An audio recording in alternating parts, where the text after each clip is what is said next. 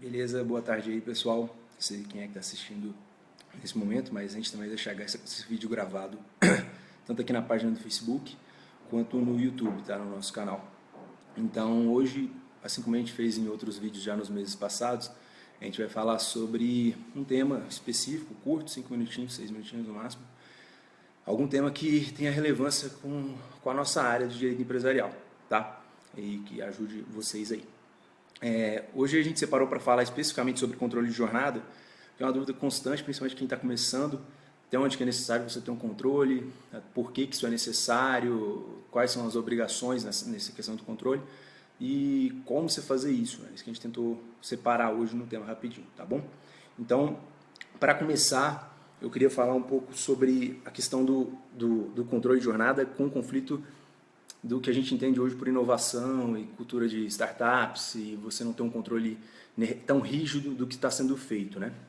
Eu entendo, a gente entende isso lá no escritório, entende que isso tem uma certa trava na questão da inovação, então a gente tenta criar formas para quem ainda não precisa para resolver isso, mas a essência do controle de jornada ela é muito maior do que isso, simplesmente a legislação, tá? Na parte de discussão judicial é importante você ter um controle de jornada, eu vou explicar o porquê, tá bom? Então, começando pela questão da legislação, um pouco mais jurídico falando, a gente tem uma norma hoje, a CLT, no artigo 74, parágrafo 2º, ela fala especificamente que empresas com mais de 10 empregados precisam ter controle de jornada, tá?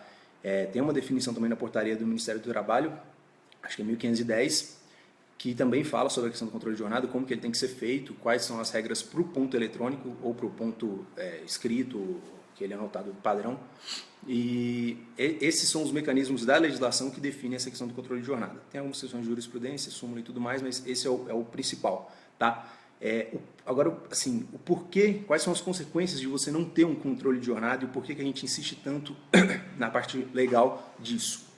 A gente acha isso importante. Primeiro porque a legislação determina. Então, se você tem uma empresa que tem mais de 10 empregados e que não tem controle de jornada, se a fiscalização do Ministério do Trabalho bater na porta da tua empresa, você vai ser multado. Tá? Tem uma discussão sobre a questão de Simples Nacional, empresas que estão na legislação da 123, da complementar 123, que é empresas que estão no ME e EPPs, que teoricamente você teria que fazer uma dupla visita. Então, a fiscalização teria que ir 2 vezes, mas isso é uma questão discutível ainda, tá? Em regra, ela teria que fazer 2 visitas, então ela iria uma vez primeiro, chamaria a tua atenção para você regularizar isso. Agora, se você não é uma empresa que está nesse simples, não é uma ME nem uma EPP, por exemplo, aí sim, aí você teria necessariamente que ter esse controle de jornada, tá? Se você tem mais de 10 empregados, novamente.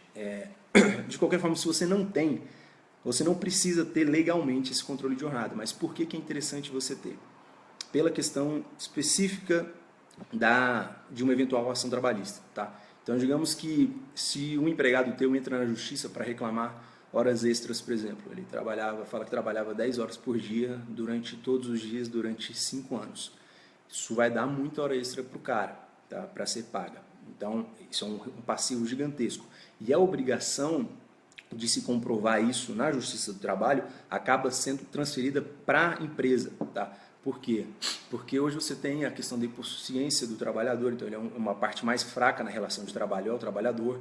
Você tem uma questão de inversão do ônus da prova justamente por conta dessa hipossuficiência. Então o trabalhador, ao alegar, basta, por exemplo, que ele levasse uma testemunha que falasse, se você não tem controle de jornada que comprove, você está correndo um sério risco de que as horas extras reclamadas por ele seriam validadas, tá? Então, esse é um ponto bastante importante. Mesmo que você não tenha mais de 10 empregados, não tenha a obrigação legal de ter, seria interessante você ter para você ter esse controle e evitar um risco lá na frente, tá?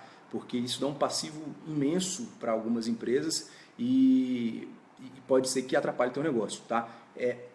Outra questão que a gente também falou é assim, a incapacidade de provar, ela está ligada exatamente ao controle de jornada, ao ponto eletrônico, tá? Então, se o cara entra na justiça para discutir, se você não tem um documento, não tem um controle, aí você vai ter N formas que a gente vive falando para as empresas que estão com a gente, que é, por exemplo, você poderia elencar o cara para, se você tem menos de 10 empregados, você não tem obrigação de ter o ponto, você pode falar para o cara, olha, toda vez que você entrar, você tem que entrar nesse sistema. E aí esse sistema tem o registro relatório de quando o cara da entrada, entendeu? Aí quando você sair, você tem que apertar nesse clique aqui para sair. Ele registra a hora que o cara está saindo. isso já te daria pelo menos algum documento para te dar um lastro probatório melhor do que simplesmente o boca a boca ou testemunhas, tá bom? Agora, trazendo para o campo prático, tá? Como resolver a questão do ponto do controle de jornada, mesmo que você não precise fazer, mas queira fazer para evitar um risco de passivo trabalhista se você tem menos de 10 empregados. Se você tiver menos de 10 empregados, você não precisa ter o controle de ponto, mas você pode usar a questão do sistema que eu mencionei, você pode usar, algumas empresas estão tentando usar a questão de um acesso ao Wi-Fi, se você tiver um relatório de quando a pessoa entrou no teu Wi-Fi ou saiu do teu Wi-Fi, se o Wi-Fi é da empresa, por exemplo, você pode ter esse controle de acesso à rede e pode usar isso para comprovar além das testemunhas. Aí vai ser uma soma de provas para justificar o que está sendo apresentado, tá bom? Agora, se você tem mais de 10 empregados, o que você precisa ter é um controle de ponto, tá? Um ponto eletrônico lá ou um ponto de cartão. A minha orientação é sempre que use o ponto eletrônico, aquele da digital, que é o que está sendo mais utilizado hoje. Você tem algumas restrições lá na portaria que eu mencionei, na 1510, mas geralmente quando você vai comprar um ponto eletrônico numa loja, ele tem lá o certificado que aquilo tá validado pela portaria, tá? E aí ele emite um relatório no modelo do que a portaria determina, e aí quando você juntar isso, por exemplo, num eventual questionamento, seja da fiscalização, seja de uma ação judicial, você está bem mais protegido e aquilo ali tem força de prova total, tá? Total. Assim, você só vai ter uma discussão se eventualmente aquele ponto for simulado, mas se é um ponto digital é bastante improvável que seja simulado, né? Porque vai ser o cara mesmo que apertou. E um outro ponto que a gente fala para resolver a questão da pagamento de hora extra, porque isso é um problema que vem junto com o ponto, né? Às vezes a empresa não opta por ter ponto eletrônico justamente para não ter que pagar hora extra, porque fala, pô, aqui na empresa a gente faz por metas, por exemplo, a gente não faz por horas. Então, se o cara quiser vir aqui trabalhar 4 horas e bater as metas e ir embora, tudo bem. Eu vou dar o mesmo salário para ele e vou dar as metas lá, os bônus das metas que a gente definiu, mesmo que ele trabalhe menos que o restante, porque ele é um cara mais eficiente, talvez. Tudo bem, você pode fazer isso, só que você vai ter um risco. Tá? Então, o que a gente tenta fazer para amenizar esse risco quando o nosso cliente ou a empresa aplica o controle de ponto? A gente sempre pede para que tente assinar um contrato junto do contrato de trabalho, que você tenha pelo menos, se você não tiver na convenção coletiva, um banco de horas definido lá para poder ser feito, porque isso precisa estar presente na convenção coletiva. Se você não tiver isso lá, que você tenha pelo menos um acordo de compensação de jornada. Tá? A gente tem um artigo no site falando sobre isso, tem também um artigo falando sobre a questão da jornada, do controle de jornada de forma mais estrinchada, mas aqui no vídeo a ideia é ser um pouquinho mais rápido. E aí você pode usar o acordo de compensação de jornada como uma forma de se pagar as horas extras que o cara eventualmente fizer. Tá? Como é que você vai pagar isso? Você vai pagar com folgas. Então, por exemplo, o cara, sei lá, trabalhou durante 5 dias, 2 horas a mais durante, digamos, 4 dias, fica mais fácil. O cara trabalhou durante 4 dias, 2 horas a mais. Então, ele vai ter 8 horas, certo? Então, ele trabalha de segunda a quinta e folga na sexta, por exemplo. Entendeu? E aí você pode criar esse acordo, dentro desse acordo você cria uma espécie de um banco, um relatório que você vai guardar aquelas horas do cara, e aí você vai permitir que ele folgue para compensar aquilo e não tenha que pagar horas extras, porque aí você vai ter um adicional das horas extras, geralmente 50% a mais, né? Então, para não ficar mais custoso para a empresa, você pode usar isso. É uma alternativa, é a alternativa que a gente mais indica a ser feita, e se você está com uma empresa ainda no começo, ainda estruturando, é a alternativa que eu acho que é mais viável para todos, tá? Tem a questão também de você pensar em colocar esse acordo de compensação e dar folga para as pessoas no sábado, por exemplo, que geralmente a carga horária é de 44 horas semanais, então você poderia folgar no sábado, tá? É uma outra alternativa. Desculpa. E eu acho que assim, é hoje o mecanismo que a gente mais vê sendo utilizado, porque você consegue conciliar tanto o controle de jornada para evitar passivos trabalhistas, quanto a diminuição de custos com as horas trabalhadas a mais, entendeu?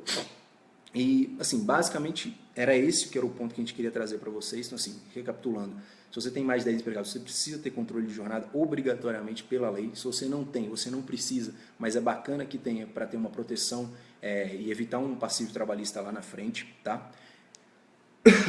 E isso na parte de consequências. E agora na parte de ações cara, se você tem mais de 10 empregados, compra um ponto eletrônico, preferencialmente aquele de digital, para você ter uma validade, uma veracidade dos fatos de mais tranquilidade.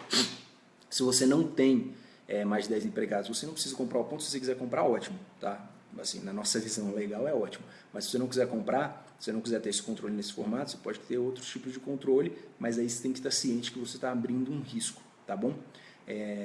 E por último é a questão do acordo de compensação ou do banco de horas para justificar e evitar que você tenha que ficar pagando horas extras para empregados que estão fazendo muitas horas extras em algum momento específico do teu semestre ou do teu batimento de metas, né? Sei lá, você está um mês aí que você é muito forte, então, o pessoal trabalha muito naquele período de 10, 15 dias, trabalha muito, bateu essas metas, agora vamos dar uma folga para a galera, para a gente não ter que tirar dinheiro do bolso da empresa, do caixa da empresa, para pagar horas extras que não estavam previstas e vão gerar um custo muito alto, entendeu? Então, essas seriam as orientações que a gente tinha para passar hoje.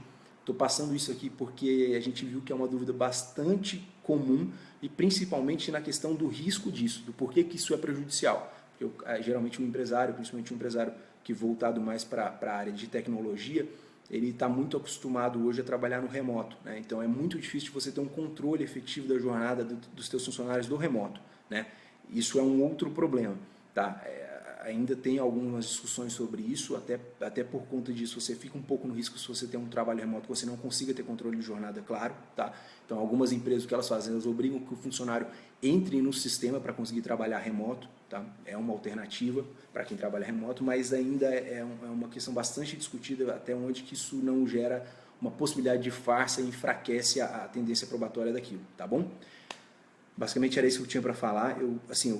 Novamente, a gente entende a dificuldade da questão da jornada, mas procura um profissional que está com vocês aí, da área do direito, troca uma ideia com os caras, pede uma orientação sobre o perfil do que vocês estão trabalhando hoje e procura uma forma de ter esse controle, mesmo que seja um pouco mais superficial, mas tenha um mínimo de controle da jornada dos seus funcionários, para evitar um passivo trabalhista depois que talvez o cara até de má fé, não estou dizendo que isso vai acontecer, mas eventualmente pode vir a acontecer, uma fé de um ex-empregado que sai bravo, sai frustrado, ajuiza uma ação reclamando horas que ele nem trabalhou, mas se você não tiver como comprovar, você vai ter que pagar, tá? Provavelmente você vai ser condenado a pagar. Isso vai ser muito custoso para a tua empresa, tá bom? Então, por último, só para finalizar, eu queria pedir para vocês, a gente está sempre postando esses vídeos, acho que esse já deve ser talvez o oitavo, sétimo, oitavo, tá sempre na nossa página do Facebook, no site e no YouTube, tá bom? Então, se vocês puderem, dar uma olhadinha lá nos outros, tem um material bem legal lá, além dos artigos e dos e-books, tá bom? Valeu, gente. Obrigado, um abraço, boas festas aí, bom Réveillon para todos.